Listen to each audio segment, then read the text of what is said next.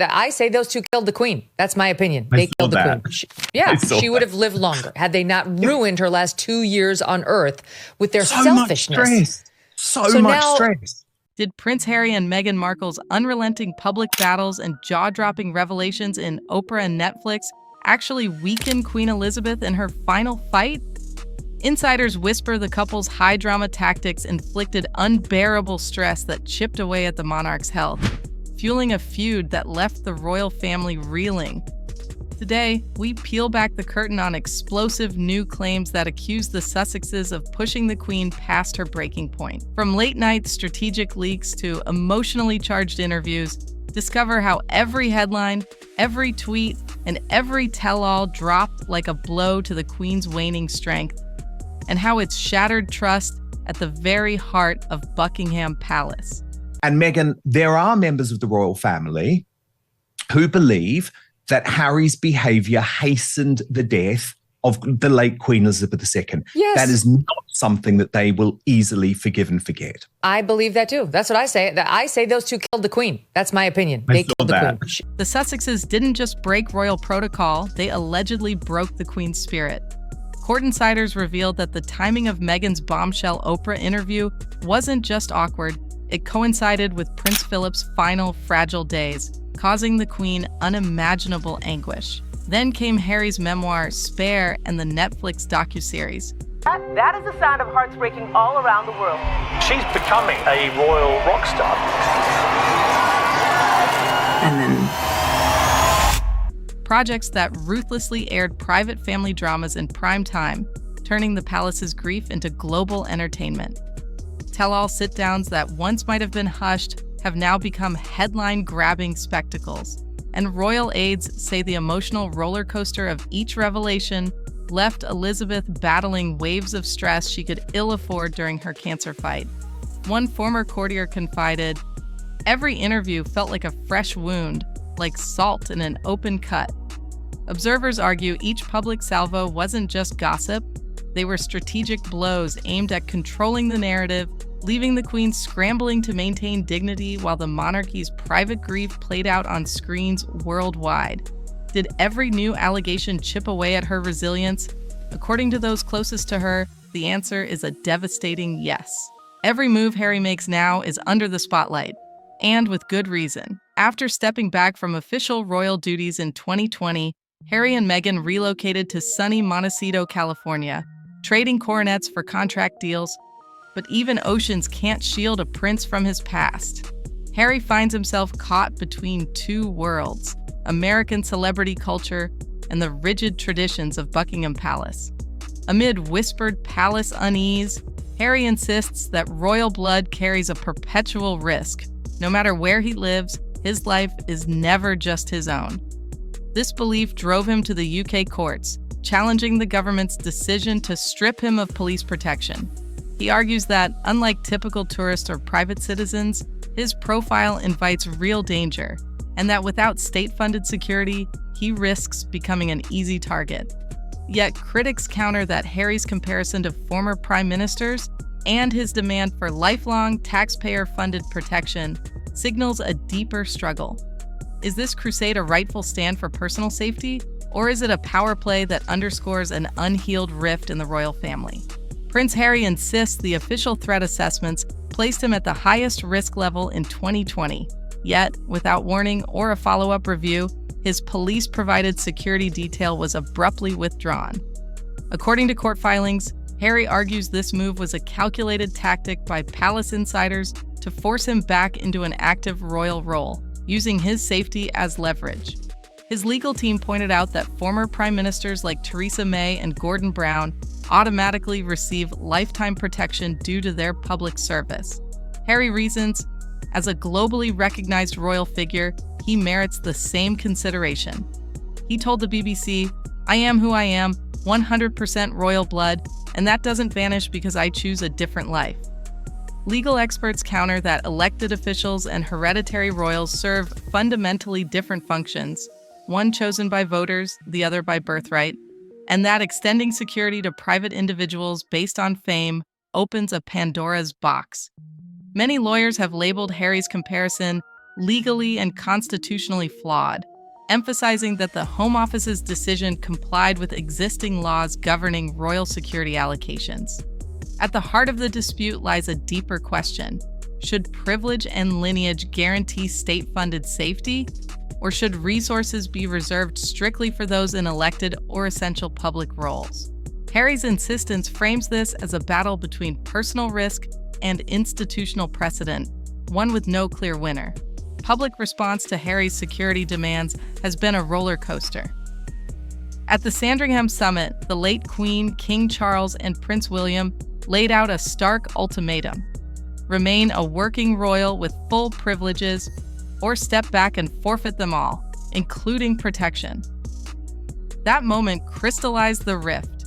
Outside the palace walls, polls reveal shifting sympathies.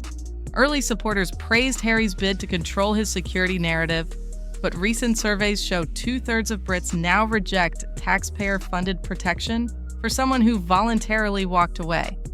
Social media debates rage between those who see Harry as a persecuted figure and critics who call his stance tone-deaf and privileged. In the tabloids, headlines oscillate from empathetic, Prince betrayed, to scathing, Prince petulant. One viral tweet quipped, "He left the stage. Why is he demanding VIP backdoor entrance?" Meanwhile, celebrity commentators and former aides weigh in. Some defend Harry's safety concerns, while others accuse him of exploiting the monarchy's goodwill for attention. The polarized reaction underscores a broader cultural divide. Should public sympathy follow personal sacrifice or personal choice? Harry's once solid fan base now appears fractured, forcing the royal institution and the public to confront uncomfortable questions about loyalty, duty, and the true cost of freedom. The fallout from Harry's security saga resonates far beyond the palace gates. His decision to spurn a secure residence at Buckingham Palace in favor of high-end private rentals and the infamous Deliveroo orders has become shorthand for perceived hypocrisy. Security professionals note that casual food deliveries breach standard protocols, undermining Harry's narrative of genuine fear and emphasizing personal convenience over protection. Media analysts point out that Harry's demands could redraw the line between state responsibility and personal privilege. If Britain concedes, it risks setting a precedent for other public figures to claim taxpayer-funded protection, blurring distinctions between public service and celebrity status. Comparisons have already circulated online. If Harry gets this concession, why shouldn't tech moguls like Elon Musk expect the same when visiting London? Beyond legal and logistical debates, the controversy fuels a broader cultural conversation about power, entitlement, and accountability. Harry's once heroic image as the relatable spare prince now contends with narratives of petulance and excess. Social commentators highlight that the British public increasingly questions whether royal lineage alone merits extraordinary privileges, and whether Harry's actions have inadvertently galvanized Republican sentiments. This cultural reckoning reaches into popular discourse, inspiring satirical sketches on late-night shows and passionate op-eds across global outlets. Whether viewed as a cautionary tale of unchecked privilege or a legitimate plea for personal safety, Harry's saga has sparked a profound dialogue about the role of monarchy in a modern society and what sacrifices come with lifelong titles. Prince Harry's recent media moves read like a carefully choreographed campaign. In a highly publicized BBC interview, he delivered an emotional ultimatum. If any harm befell Meghan or their children on UK soil, King Charles would be held directly responsible. This dramatic framing prompted palace insiders to accuse Harry of gaslighting, weaponizing empathy to shift public perception in his favor. Just hours after airing his grievances, Meghan Markle posted a polished image of Harry alone in their Montecito garden, flanked by their children, though their faces were obscured.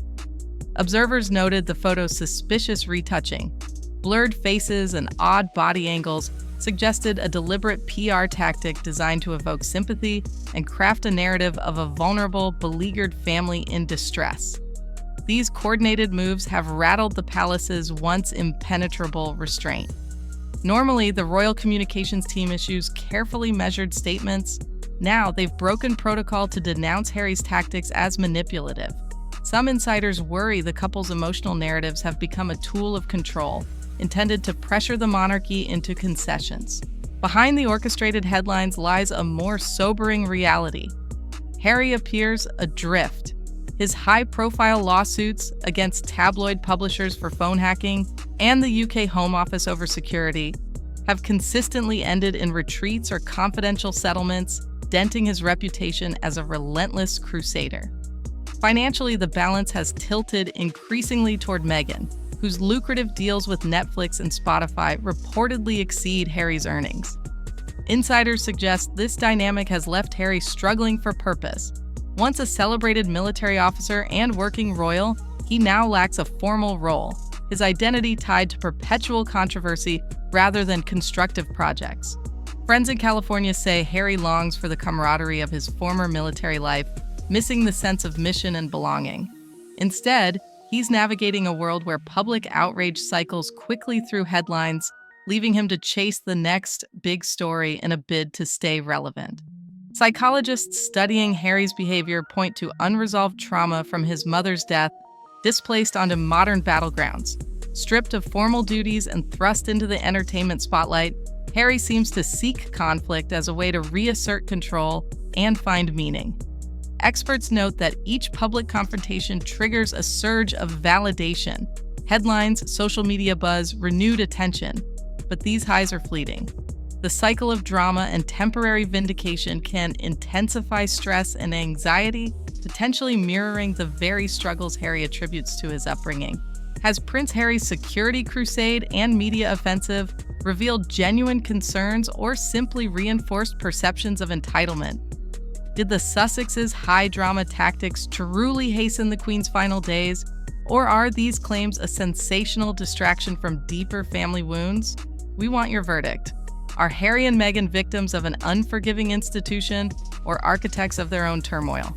Share your thoughts below, hit that like button if you found this deep dive eye-opening, and subscribe for weekly royal investigations. Don't forget to click the bell to stay notified. I'll see you in the comments.